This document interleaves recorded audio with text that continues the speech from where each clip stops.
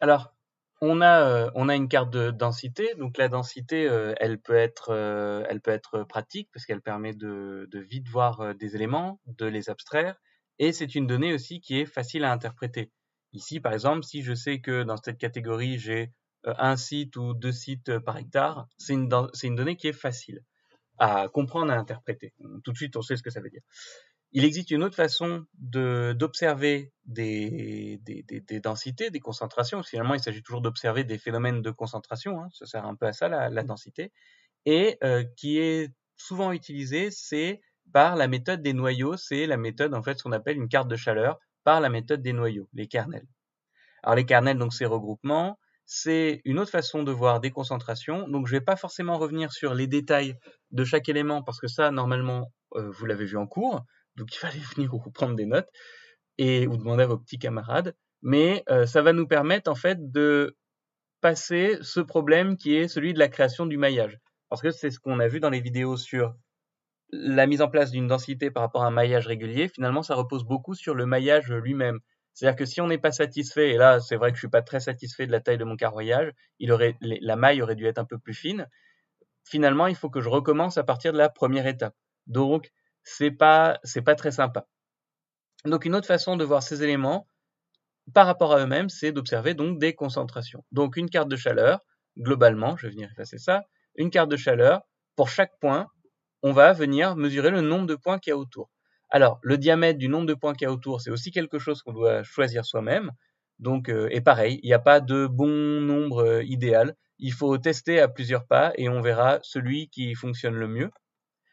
Mais l'avantage, c'est qu'en effet, au lieu d'avoir où est-ce qu'on commence son carroyage, où est-ce qu'on va, on peut juste se limiter à ce qu'on est en train d'observer.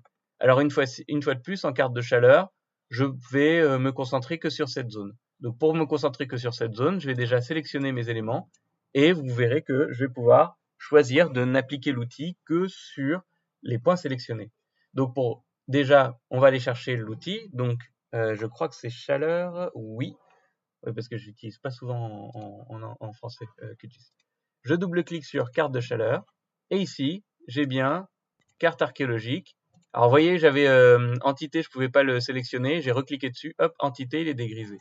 Carte archéologique, très bien. Et rayon. Rayon, donc ça va être le pas de recherche. C'est ce que je vous disais. Pour chaque point, on va aller observer autour.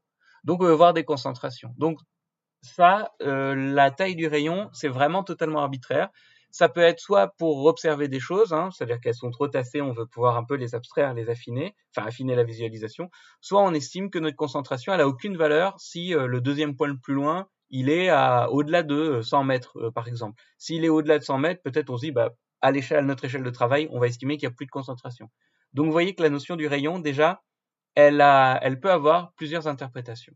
Ensuite, la taille du raster. Alors la taille du raster, ici, c'est la taille de notre maillage. Un raster, on l'a vu, c'est une matrice de pixels, donc des petits carrés. Et c'est la taille de ce pixel ici qu'on va désigner.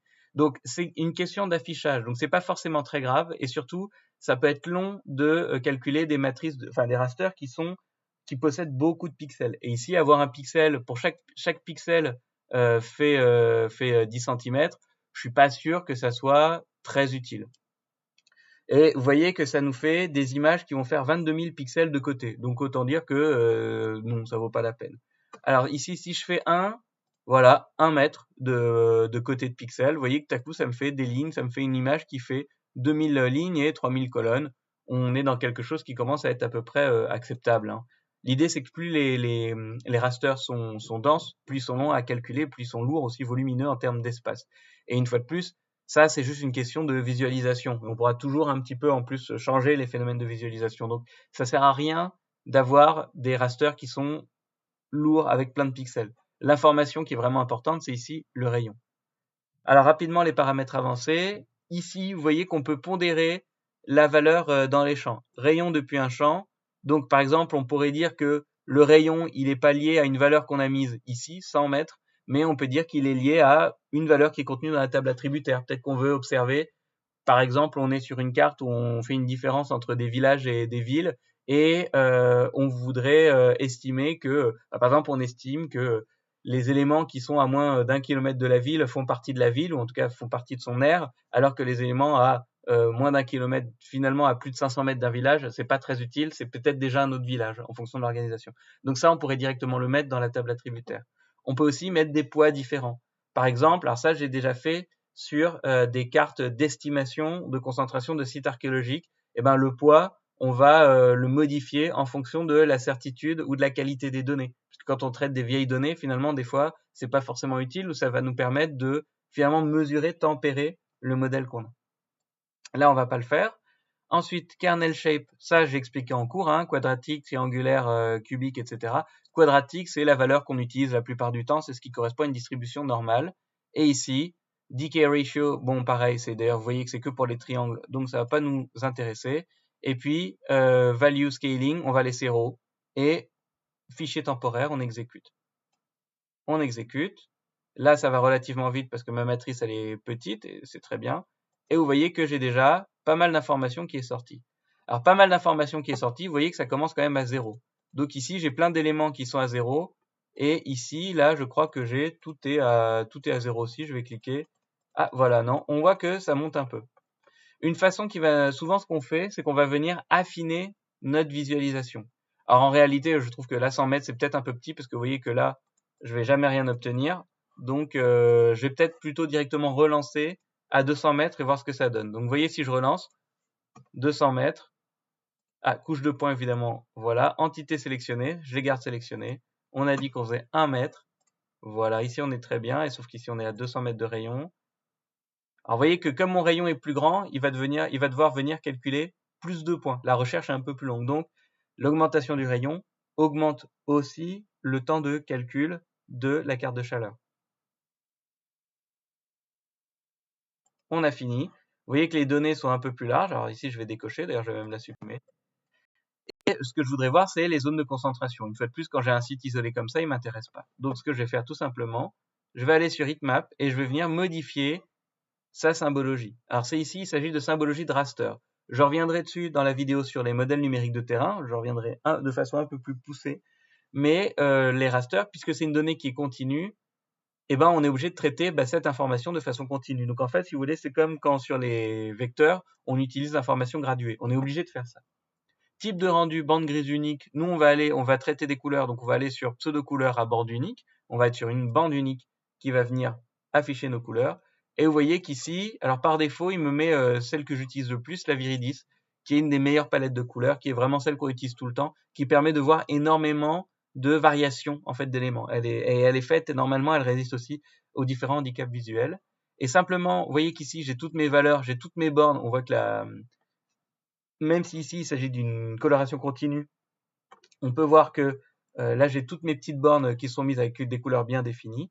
Et en fait simplement tout ce qui est à 0, je vais venir le mettre en transparence. Et en fait, vous voyez ici, là, qu'il va y avoir une transition qui va de 0, donc ce qui est strictement égal à 0 est transparent. Et dès qu'on passe à 0,001 en clair, on va commencer à avoir un peu de couleur et de plus en plus jusqu'à 3,71. Je fais appliquer. Et là, vous voyez que j'ai une carte de concentration qui s'affiche. Alors cette carte de concentration, j'en suis content, donc je vais venir la sauvegarder. Et comme je vous l'ai dit, l'intérêt du GeoPackage, c'est qu'on peut sauvegarder des vecteurs, mais aussi des rasters. Alors, données brutes ou images, données brutes, c'est-à-dire que je vais avoir cette information, c'est-à-dire que chaque pixel va contenir une information qui va ici de 0 à 189 presque, mais je pourrais la convertir en image, c'est-à-dire que tu me sauvegardes ça comme image et ça va la convertir en RGB. Bon, c'est pas un truc à faire. J'ai déjà eu à le faire des fois dans des cas particuliers où les formats avaient des problèmes de compatibilité, mais le mieux c'est toujours de rester sur la donnée brute. Format GeoPackage. Nom de fichier, donc, je vais aller sélectionner. Ah oui, mais il s'est barré lui. C'est pas grave. On va revenir dans Data. Pas ici. C'était dans GIS Persistent. Voilà. Paris médiéval. Non, c'était. J'ai laissé dans Télé. Ah bah oui, j'ai laissé dans Télé. Paris médiéval. GeoPackage. Ici, donc, je vais changer. Ici, je vais faire chaleur site. Voilà, je vais faire chaleur site et je vais faire chaleur 200 mètres site. Comme ça, je me souviens que mon rayon de recherche était à 200 mètres. Ici, je vais faire résolution de la couche. Alors voilà, On va pas s'embêter en fait, hein, qu'on fasse l'un ou l'autre. Horizontal, c'est 1 sur 1, c'est-à-dire qu'on va garder la résolution de la couche. Ici, colonne, vous voyez que c'est le nombre de colonnes et de lignes qu'on avait. Globalement, ça revient au même, on n'a pas à s'embêter. En prise de la couche, il a tout pris par défaut. On pourrait faire des pyramides, alors j'en parlerai, je pense, dans la vidéo sur les MNT. Et voilà, on sauvegarde. Vous voyez qu'ici, il n'a pas sauvegardé ma symbologie, c'est normal, je viens de l'exporter. Donc je fais comme d'habitude, copier le style, et style, coller le style, je le récupère. Ma carte temporaire, je la supprime. Et ici, j'ai ma carte de chaleur. Mais avant de finir cette vidéo, c'est ça que je voulais vous dire. Alors, vous voyez qu'ici, je vois un peu mes points. Donc, quand j'ai un point, alors voilà, je peux choisir que mon point central soit équivalent à 0 ou pas. Ça dépend de la façon dont on va observer les données. Mais vous voyez, hop, je vais les remettre par-dessus. Je vais supprimer la sélection. Et vous voyez qu'ici, ça va me permettre de bien voir où sont les plus fortes concentrations de sites. Donc, quelque part, c'est un peu plus esthétique. Ça claque plus qu'une carte de densité. En revanche, le souci, c'est qu'ici, la valeur, c'est un indice.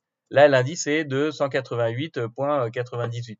Et ça, c'est pas interprétable, je trouve, moi, tel quel. Là, je clique ici, vous voyez que c'est 20.8. Bon, c'est pas vraiment une valeur qu'on peut interpréter facilement. Donc, c'est là où on perd un peu par rapport à la densité. Donc, ça va vraiment dépendre que vous preniez kernel, enfin, noyau, pardon, ou densité. Ça va dépendre de ce que vous voulez observer, donner comme information, comme d'habitude. Je sauvegarde. Et on est bon.